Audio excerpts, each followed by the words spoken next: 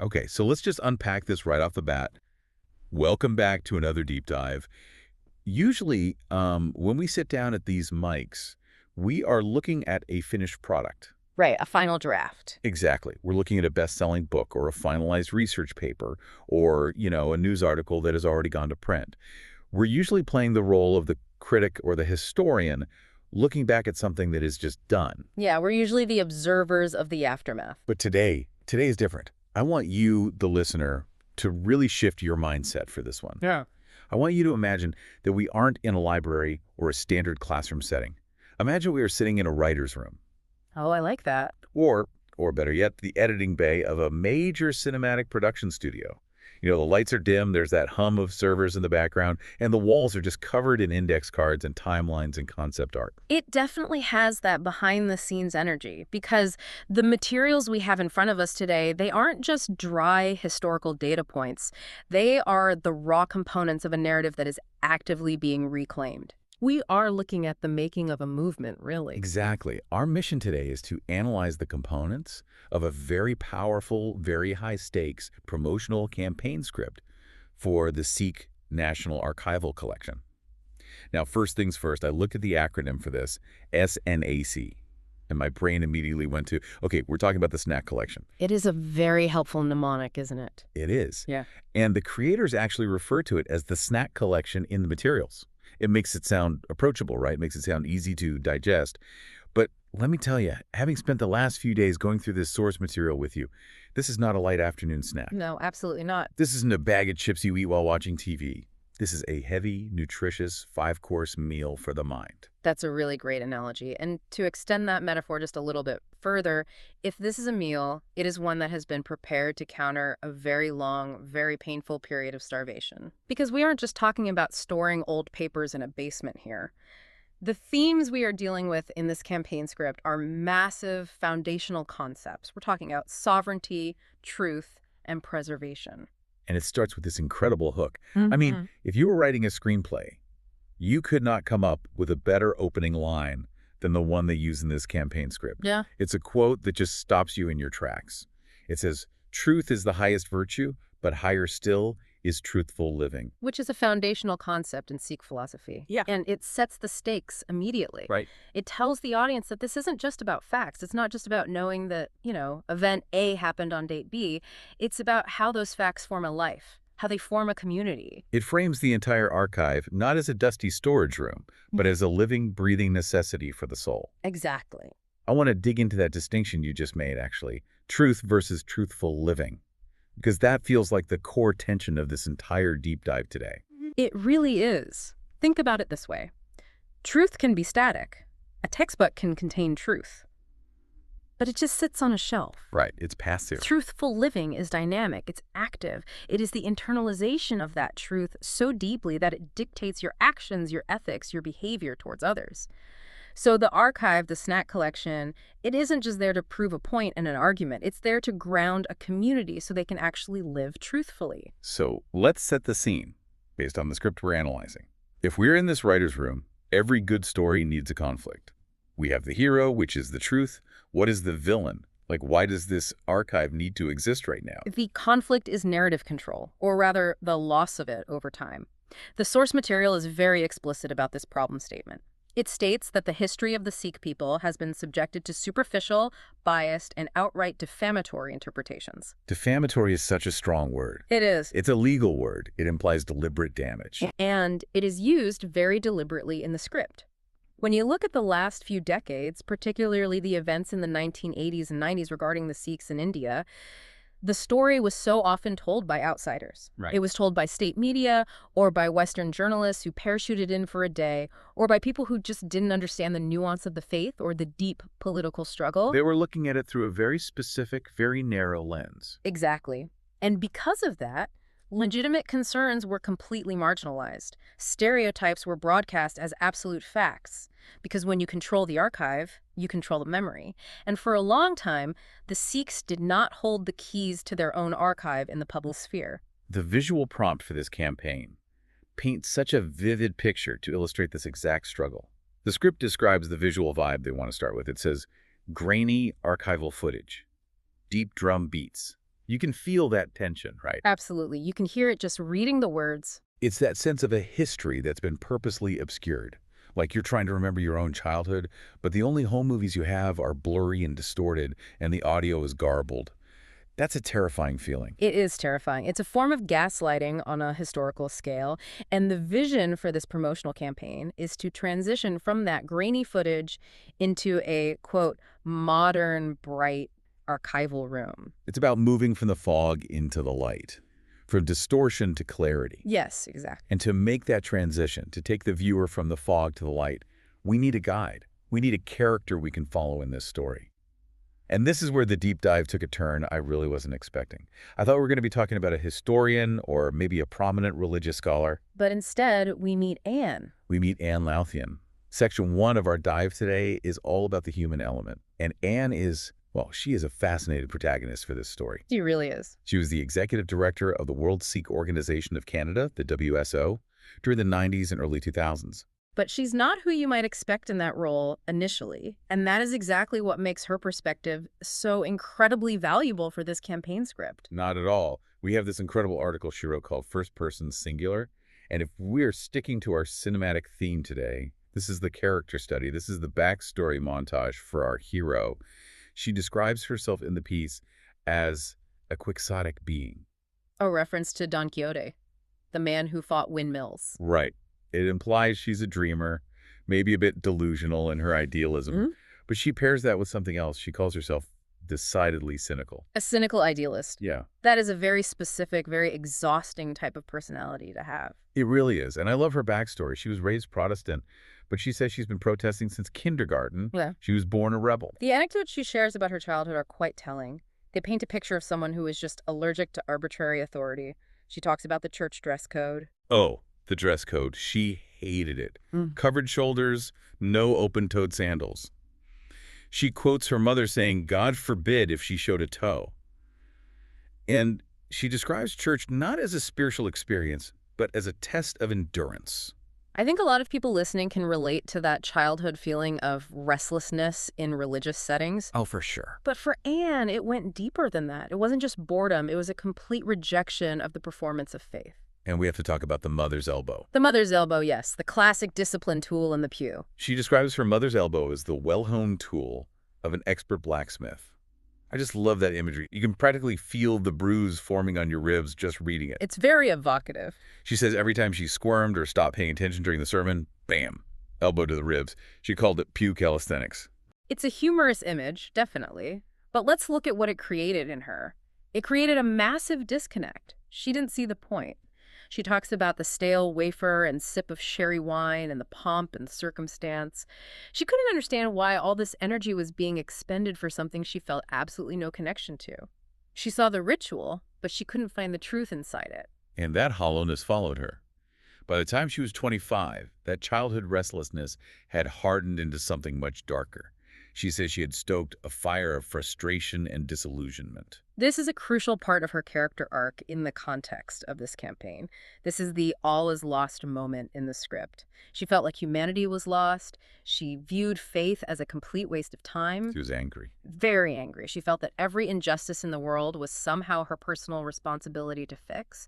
But at the exact same time, she felt that fixing it was entirely hopeless. It's the ultimate burnout of the idealist. Yeah. She wanted to be the knight errant, but she felt like the dragons were just winning everywhere. So here she is, 25, cynical, fed up with religion, angry at the world. And then she opens the newspaper. And she sees an ad. An idealistic knight errant to right all wrongs. Who puts that in a job description? I mean, seriously. It's almost like a trap designed specifically for her personality type. It called out to the very thing she was trying so hard to suppress. So she applies. She thinks, okay, knight errant, that's me. Yeah. This must be a human rights NGO, maybe Amnesty International, maybe some secular legal fund. She shows up for the interview, and this is the inciting incident of our movie here. She walks in, and she meets her potential boss. And this is where Anne is brutally honest about her own biases in her writing. She is. She admits she saw a dignified turbaned Sikh at the door, and her excitement just hit the floor. She says it fizzled. She admits she had ignorant assumptions, and this is crucial because she represents the very audience that the biased media, the grainy footage we talked about, had created. She knew nothing about Sikhs except what she had seen on the news for the last 10 years. And what was that narrative she had absorbed from the media? That they were violent, militant extremists. That was the loop playing in her head. She expected a fanatic. She expected politics and anger. She expected the mother's elbow in a different form. Oh, that's a great point. Strict rules, judgment, religious dogma. She was totally bracing for a fight. Yeah. But that is not what she got. No. She says they didn't talk about politics at all. They didn't talk about government scandals. They talked about human frailties. Fear, happiness, Look, kindness. Imagine that disconnect. You walk in expecting a militant political lecture, and you end up having a deeply vulnerable conversation about what it actually means to be happy. It shattered her stereotype in 5 minutes. She says they talked like they'd known each other for years. She got the job despite being white, despite being agnostic, despite knowing absolutely nothing about the faith. And this is where the deep dive into the culture really begins for her. She realized that the values she was looking for, all the knight-errant stuff, were actually baked into the Sikh faith. Right. She mentions learning that Sikhs don't discriminate based on race, creed, or color. That women's equality was set in Sikh scripture over 500 years ago. That was a massive shock to her system, coming from a background where she felt restricted by religious gender roles.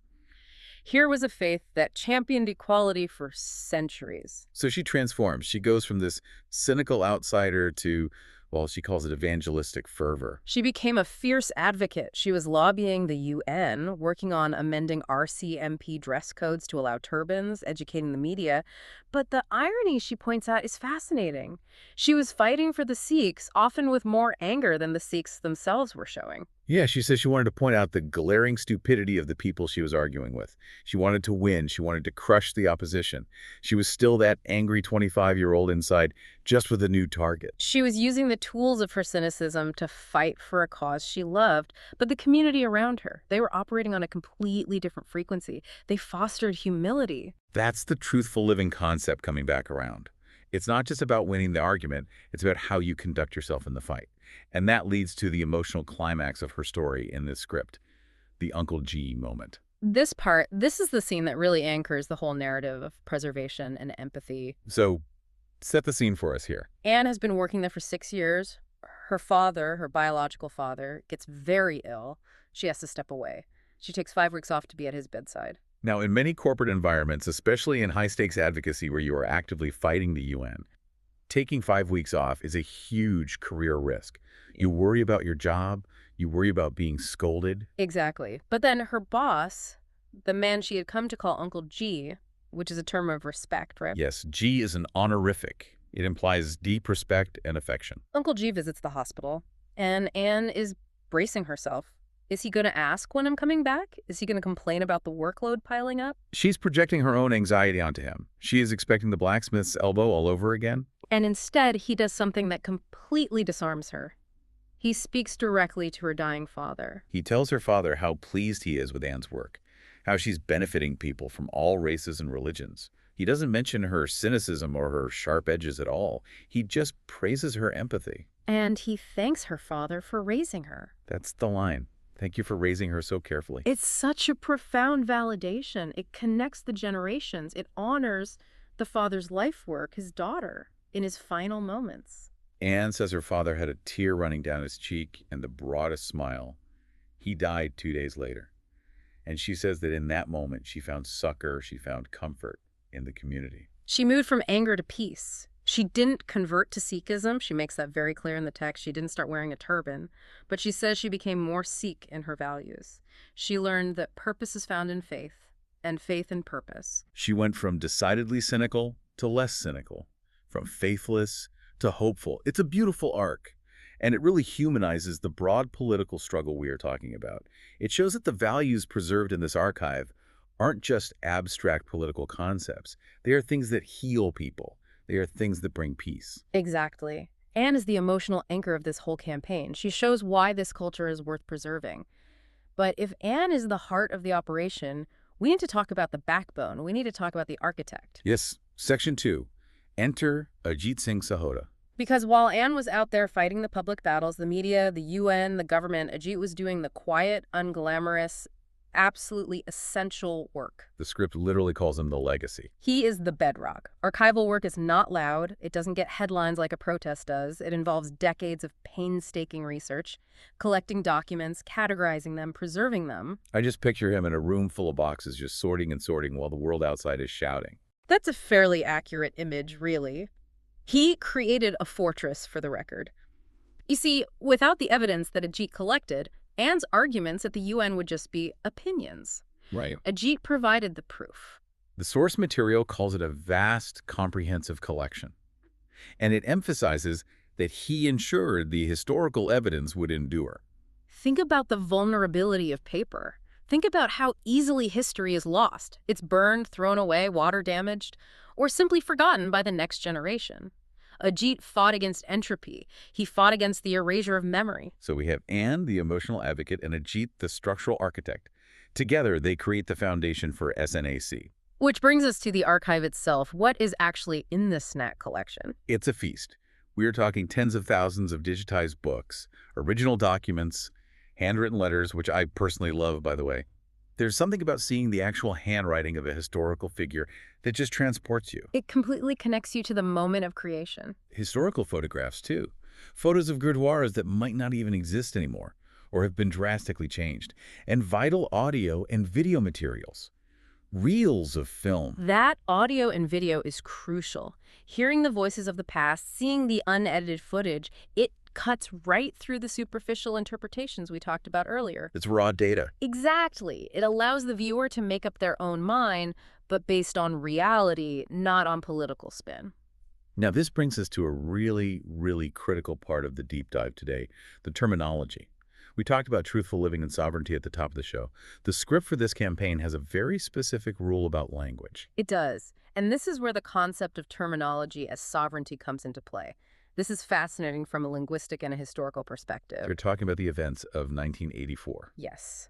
In many Western history books or even Indian state narratives, the attack on the Golden Temple is referred to as Operation Blue Star. But the archive explicitly refuses that term. Correct. The instructions for this script are rigid. We are to use Saka Akal Tat Sahib, or the Battle of Amritsar. Never the other term. And if you're listening, you might wonder, why does that matter so much? Is it just semantics? It is never just semantics. Names have immense power. Operation Blue Star is a military code name. It frames the event as a police action, a strategic maneuver by the state. It sanitizes the violence and frames the narrative entirely from the perspective of the attacker. Okay, I see. It sounds clinical. It sounds like a defined mission with an objective. Exactly. But Saka Akal Takat Sahib, let's break that down. Saka implies a great historical event, often involving martyrdom or a massive, pivotal shift in the timeline. Akal Takat Sahib is the seat of temporal authority for Sikhs. By using this term, you are framing it as an assault on the very heart of Sikh sovereignty. You are centering the Sikh experience of the event. And what about the Battle of Amritsar? That elevates it to a conflict between opposing forces, not just a state-sponsored cleanup operation. It acknowledges resistance. It acknowledges a struggle for self-determination. So by forcing the user of the archive, and frankly, the listener of this deep dive, to use those specific terms, the archive is performing an act of sovereignty. It's saying, in this house, we speak the truth as we experienced it. The archive acts as a sovereign space for the Sikh mind. When you enter SNSC, you are entering a space where the Sikh perspective is the default, not the marginalized footnote. That is incredibly powerful for a community that has been marginalized for so long. It literally changes your mental map of the history. It does. It corrects the language etched into history. So we have the emotional hook with Anne's journey. We have the foundational work of Ajit.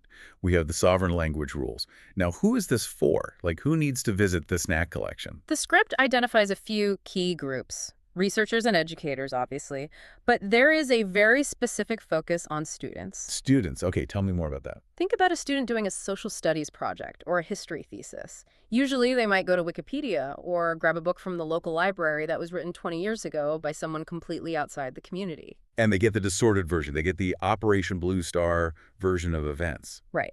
SNSC allows them to go straight to the primary source, to see the letter, to watch the video, to read the book written by the person who was actually standing there. It empowers them to write better history. It empowers them to question the textbook they've been handed. And it connects them directly to their heritage. But there's another layer to the ask here in the campaign. It's not just come and look at what we have. It's come and contribute what you have. Yes, this is the call to action at the end of the script. It asks, do you possess letters, rare docs, or photos? This is the democratization of history. It's based on the idea that history isn't just what the leaders or the politicians did. History is what your grandfather wrote in a letter to your grandmother. History is the photo of the community kitchen in 1975. It's the regular people who make the history. And SNSC is offering to digitize these personal family collections free of charge. That is huge. Digitization is incredibly expensive and time-consuming. By offering this, they are telling the community, your story matters. Your family's legacy is a vital part of the national legacy. It's basically saying, don't let your history rot in a shoebox in the attic. Precisely. It's an invitation to be part of the fortress, to add your own brick to the wall of truth. So let's bring it all together. We've gone from the grainy, biased footage to the bright, clear room of the archive. We've seen the personal journey from cynicism to profound peace. And we keep coming back to those three words that appeared in the graphic overlay of the script: preservation, sovereignty, truth. It's a powerful trio. Preservation is the method that's Ajit's life work. Sovereignty is the mindset controlling the language and the narrative. In truth is the ultimate goal. And not just abstract truth, truthful living. I want to circle back to Anne one last time here, because her story is the absolute proof of concept for this entire project. The archive isn't just for Sikhs to look at and nod in agreement. It's for everyone.